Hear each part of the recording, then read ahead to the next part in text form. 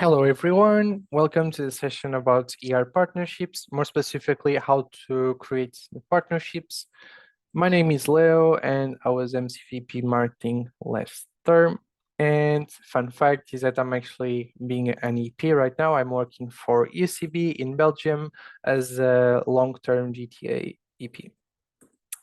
Now, for the session objectives, fix my animations. No, this is my personal objective. But you're going to understand better what different types of ER exists and more specifically, value proposition behind it. Then how to do approaches, how to contact ER, how to manage the meeting process and the post-meeting, etc. Some tips and tricks that are more general, but more regarding the approaches and the contact phase. And lastly, relationship management. Now, for the value proposition and like first talking about the types of ER, we have within the universities, of course, like the universities themselves, if you have contact with the dean's office or external relations office, etc. Then specific departments, depending on how your universities work. For example, I know that in Aveiro, this works much better than having contact with the university themselves. You can do these partnerships with, like mechanical engineering department, marketing department, sports, I don't know, like these kind of things. Then you can also have contact directly with the professors. If you have good connections with the professors, sometimes it can be easier. Of course, don't try to go behind the universities. This can go very bad, okay? Don't try to if a university tells you no, don't go to the professor for him to or her to tell you yes, okay? This is just a better cooperation if you already have good relations with the university. And lastly, you also have some centers like internship center, employability center, volunteering centers. This is very specific and unique to each university, but you understand somehow these like some sort of departments that help us specifically with, well, the topics that we can be more directly connected with. Then for youth alliances, these are basically organizations within universities. So we have, of course, like the students associations, the nucleus, I don't know how to call this in English, I'm sorry, but you know what I mean. We have also the junior enterprises and anything else that you can think of. Like there's so many different things, like even some specific events that exist, like the Odisseia da Comunicação SCAP. It's, like sometimes you have very specific things, but it's basically organizations within the universities. Then for public relations, we have non-academic organizations. So like the ones that you are probably also more familiar with, like I will say the bigger ones like Magma Studios, Gap Year, Unlimited Future, etc. Like some kind of organizations that can be directly connected to Isaac, but not through the universities or general education. Then local governments, because well, you wouldn't do with Portugal. So like your local councils, your like town halls, other kinds of government institutions that you might think of. Media relations for press releases, for blog articles, for like newspapers, these kind of things. And then online platforms, sorry for the typo here, but this is probably mostly for job portals that you can post there your opportunities or events or anything else. Different types of ER partners will also require different methods of approach and also have a different value proposition from our side. And that's why it's important for it to be customized. Now, for the value proposition, these are the most important things that you should be aware. First, just to be clear, I mean, I know that you all understand what is value proposition, but just to be clear, for us, it is basically anything and everything that we have to offer that is going to be of value for the partner. It's not just what we have, but it needs to have some level of value for the partner. They have to have something to gain. It's not just an exchange. It should have and hold value. Things that we need to know first, and this is very obvious, sorry for putting it here, but I want it to also be clear for you, which is to understand the organization. If you don't know Isaac, you cannot sell Isaac. This is obvious, okay? I'm saying something that should be clear at this point for all of you. But this just doesn't mean that, because you're part of the organization that you know Isaac. Like even if you're here for 1 year or maybe even more, and I know that most of you are not, but still, like, it doesn't mean that you know the organization. So be familiar with that. Don't be afraid of exploring areas and programs that you're not in contact with or you don't have experience with. Really try to understand what we have to offer, because sometimes a good partnership doesn't come from you offering something and then they accepting. It comes from like within the moment, identifying what they need and connecting it with something else that we have, but we were not proposing at the beginning. Then research the partner, because, well, if you know Isaac, after the next step, which is obvious also, it's like to know the partner. So you should check their online presence in their website, in social media, and even just Googling it, just Googling the name and see the news, for example, or articles that might exist. Search for previous cooperations with Isaac, like seeing HubSpot or whatever information management platform you're using, but try to understand if you work with them in the past and what did you do and how was the relation. Then try to identify their needs and gaps, because ER isn't like not anything else besides sales. You're selling, you're having a relationship with a client. It's just not exchanging money, but at the end of the day you're trying to sell something and you have a client, or you're also a client. So you should identify their needs and gaps, understand what they are missing, what are their improvement points, how can we be of assistance, how can we make them better than their competition. And lastly, of course, it's to connect those things. So identify their needs and connect with our benefits. And this is where you find your customized value proposition, which should always be personalized to everyone.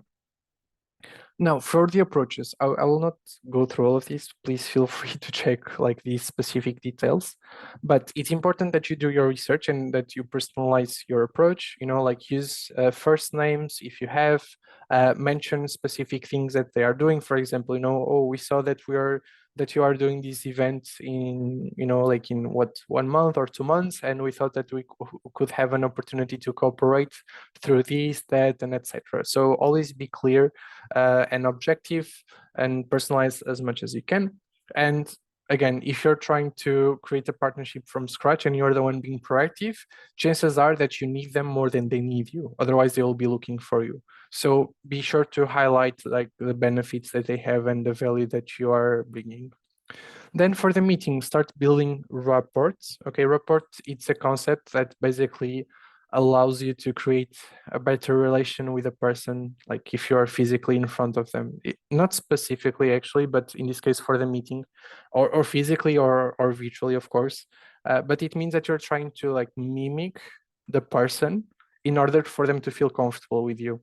So some specific examples: if a person like gesticulates a lot and uses a lot their arms, etc., and you're just there like sitting and you're closed, and like the energy is not matching at all, not even with your communication. It doesn't mean that if a person does this, you do that immediately and you're best friends. Of course, it requires some level of adaptation and understanding, but try to match their energy, their tone, voice, using specific words, mentioning their name repeatedly, finding some personal connection. Let's say like you meet them and you get to know like that they study in the same university or you practice the same sport, like very small things. But in generally, if you don't want to know more about this, the general tip is be friendly.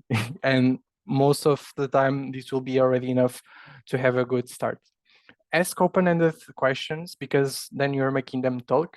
And in a meeting and in a sales, the person that holds the most information is the person that has the advantage in the meeting, So if you're like talking, you don't know anything about them because you didn't ask them questions. They know everything about you. So if you make a proposal when they already know everything and they reject you, you don't have anything else to offer, right? Because you already explained everything.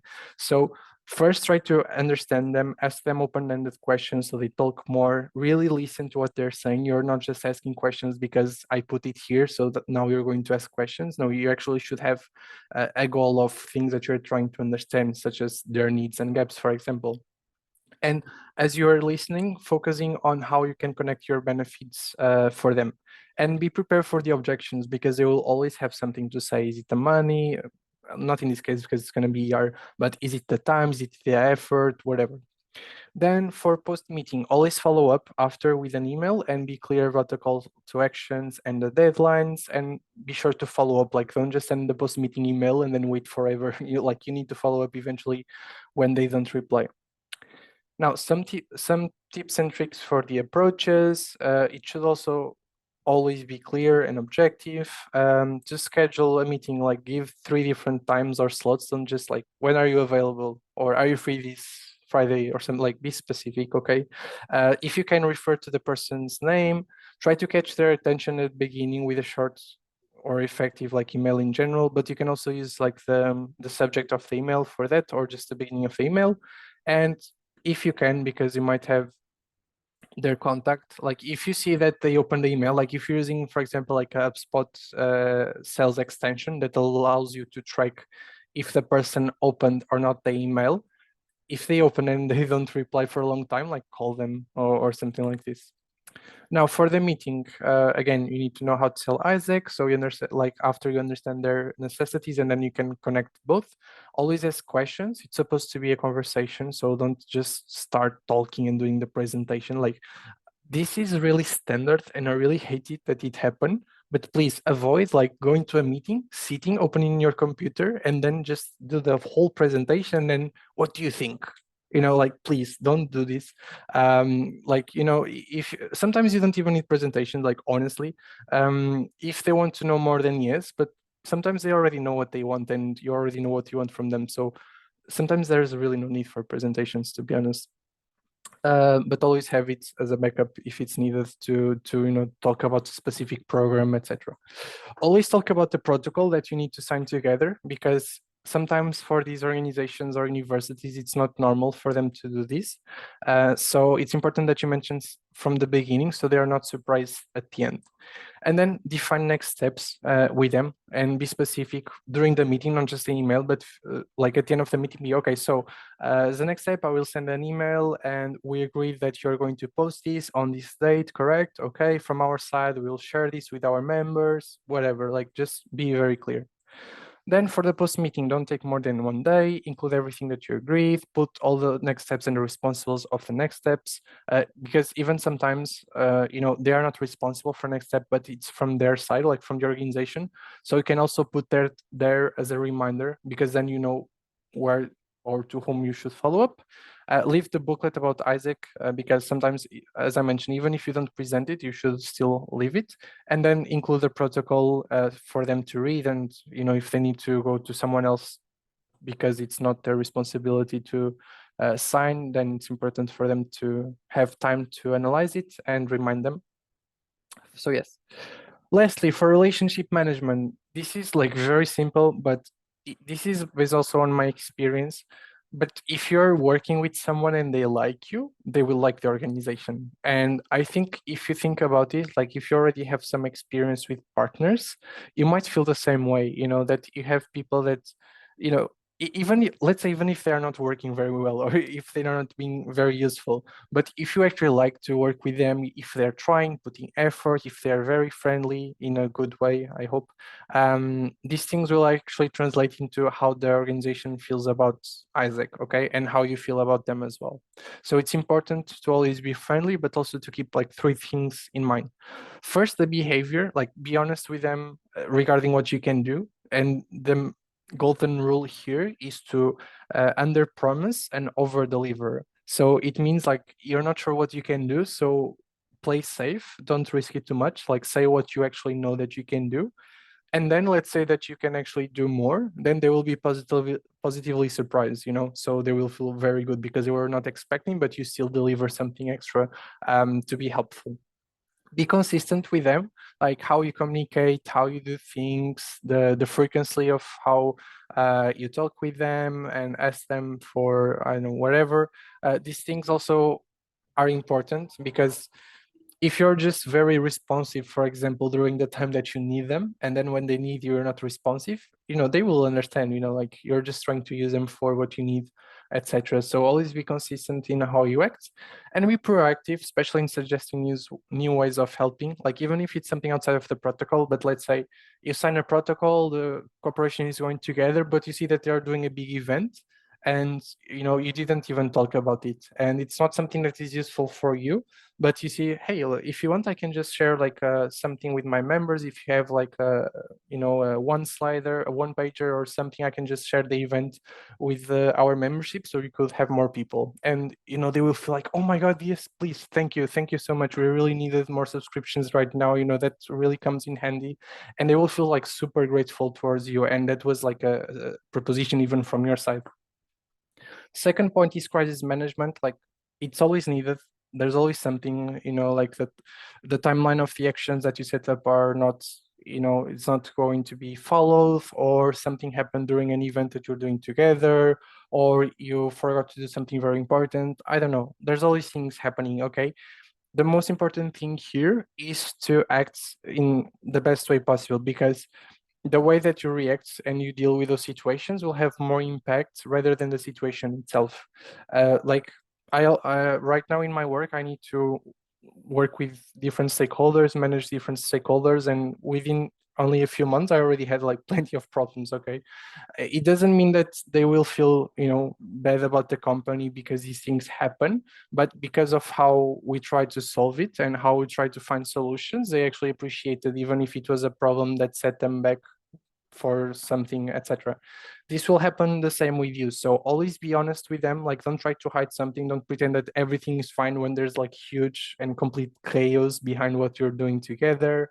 Try to work with them, not behind them or against them. Like try to find a solution together and be agile and swift when you're communicating, and always be solution oriented. Even if it's something that it was their fault, like you're not trying to like put blame on anyone. You're not trying to find who was like the guilty in this problem. You're just trying to find a solution. That's the most important thing for us, and that should be the most important thing for you. And lastly, for the communication, always be professional and show them respect, but that doesn't mean that you're like a super formal person. We're still a youth organization communicating with most likely young people most of the time. So we should also keep that in mind because we want to sound normal, let's say.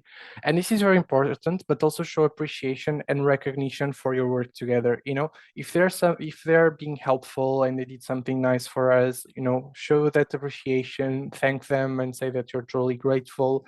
Also, if you're them saying like, oh, it's such a pleasure to meet you, if you have like the chance to meet them, this is also really helpful. And again, based on personal experience, when you put these efforts into the relation, the cooperation just goes much smoother. Even if on paper it shouldn't, like even if on paper you don't match perfectly with the needs and the benefits that each other has, this relationship will make everything else better because both you and the other person will want to put more effort since you are friendly and comfortable with each other. So this is for me a really underappreciated aspect of external relations in general.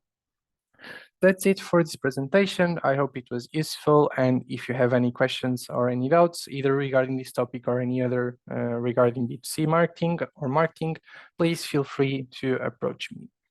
And see you until next time.